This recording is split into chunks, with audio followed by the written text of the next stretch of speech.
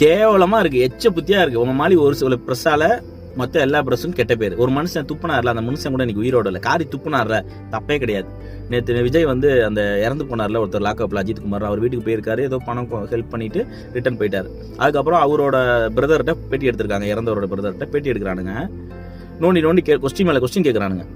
என்ன பண்ணாரு, இது பண்ணாரு, ஓகே வந்தாரு, ஆறுதல் சொல்லிட்டு போயிட்டாரு, ஓகே பணம் கொடுத்தாரு, கேஷா கொடுத்தாரா, அதான் கொடுத்தாரா, என்னையா உட்காந்து என்னையா சொல்லிக்கிட்டு இருக்க முடியும்? அறிவு இல்ல. அவர்கிட்ட போயிட்டு இப்ப விஜய் கட்சியெல்லாம் ஆரம்பிச்சிருக்காரு, இது பண்ணிருக்காரு, உங்க அதை பத்தி உங்களை அபிப்பிராயம் என்ன? டேய், ஒரு டெத்து வீட்டுக்கு போயிருக்கீங்க, அவ்வளவு சோகத்துல இருப்பாங்க, கேட்கிற கேள்வியாடா இது?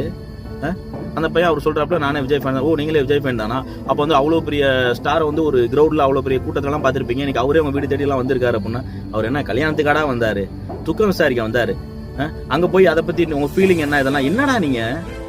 எனக்கு புரியவே இல்லை. ரொம்ப ஒரு வெக்கமா இல்ல? ஒரு என்ன கேட்கணும் வந்து உன் வீட்டுல அப்படி நடந்தா கேட்பியா? இல்ல உன் வீட்டுல அப்படி நடந்தா வேணா வந்து பேட்டி எடுத்தானா மைக்க வச்சுட்டு நல்லா இருக்குமா? சி, அசிங்கமா இருக்கு.